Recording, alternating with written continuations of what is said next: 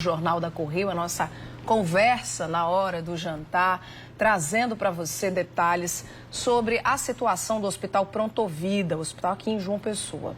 É que a unidade de saúde, que há uma semana tem atendido exclusivamente casos de Covid-19, está com a lotação perto da capacidade máxima. É justamente, para falar sobre esse assunto, sobre essa situação, que eu chamo agora para essa conversa a repórter Rafaela Leite, que está com o diretor lá do hospital, não é isso, Rafa? Boa noite para você. Oi, linda. Muito boa noite a você, boa noite a todo mundo que nos acompanha. Eu adoraria iniciar a minha participação nessa sexta-feira, início de final de semana, com boas notícias, mas infelizmente não é dessa vez, mas a gente está na torcida para que tudo se resolva o quanto antes.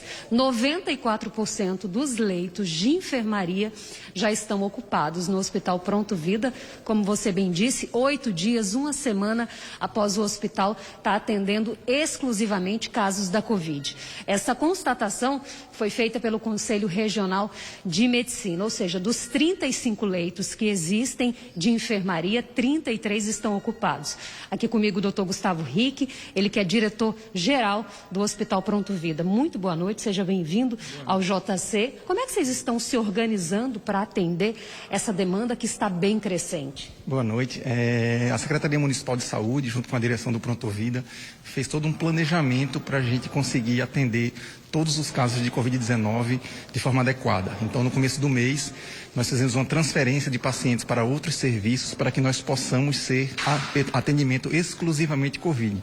Então, hoje o Pronto Vida atende exclusivamente pacientes Covid-19 e existem outras fases do planejamento que, se forem necessárias de serem colocadas em prática, elas serão para atender toda a população. Já existe um plano B caso haja superlotação? Isso, já existe. A Secretaria de Saúde já fez todo um planejamento, inicialmente traçando o Pronto Vida como hospital base, mas, se necessário, outras unidades da rede municipal de saúde serão recrutadas para que não faltem leitos para a população. Doutor, qual é a média de idade dos pacientes e dos que estão internados? A maioria não tomou a vacina ou tomou apenas uma dose?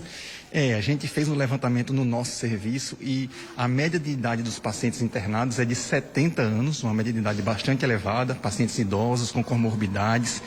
E nós fizemos também um levantamento baseado nas vacinas que foram tomadas pelos pacientes, mostrando que a vacinação é importante. Então, por exemplo, dos pacientes na enfermaria, que são casos mais leves, apenas 20% dos pacientes não foram vacinados com 2 ou 3 doses.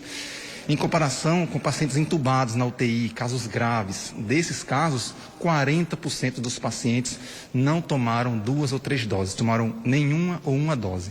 Então a gente vê nesses dados de maneira clara que a vacinação faz com que a doença tenha uma forma mais leve, menos grave. Importância aí na prática, da vacinação. E qual é a avaliação que o senhor faz dessa primeira semana?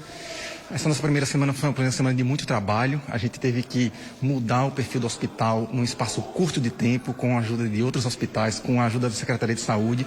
Mas uma semana gratificante para a gente, que a gente mostrou que a gente consegue, em um curto espaço de tempo, abrir leitos para atender toda a população, para que a população não fique sem um leito de enfermaria, um leito de UTI para tratar da sua patologia. É importante, então, dizer que as pessoas que estão em casa, que ainda não tomaram a segunda ou a terceira dose, é necessário agendar. Importantíssimo, A vacinação completa é muito importante, principalmente para aqueles pacientes de mais idade, com comorbidades, que são agora esses pacientes que a gente está vendo voltar para as UTIs. Então, essa vacinação é muito importante. Ela previne a forma mais grave da doença, ela previne a internação em UTI, uma intubação. Então, é importante que todos se vacinem. Doutor Gustavo, muito obrigada pela sua entrevista no JC. E assim como o Pronto Vida, que está atendendo exclusivamente casos de Covid, o Hospital Valentina Figueiredo também, mas está atendendo apenas criança. Então, é um dos 3 hospitais que são referência nesse atendimento infantil de Covid, assim como o Hospital da Criança em Campina Grande e o Hospital no Aldo Leide em Patos. Todos os esforços para amenizar essa nova onda da Covid-19 no Brasil, que a Paraíba está inclusa. Mas ainda falando sobre a taxa de ocupação de leitos, dessa vez em Campina Grande, eu chamo o repórter Rafael Gonçalves, que está lá e vai trazer informações para a gente sobre o Hospital de Clínicas, que vive uma situação parecida com o Pronto Vida. Rafa, aí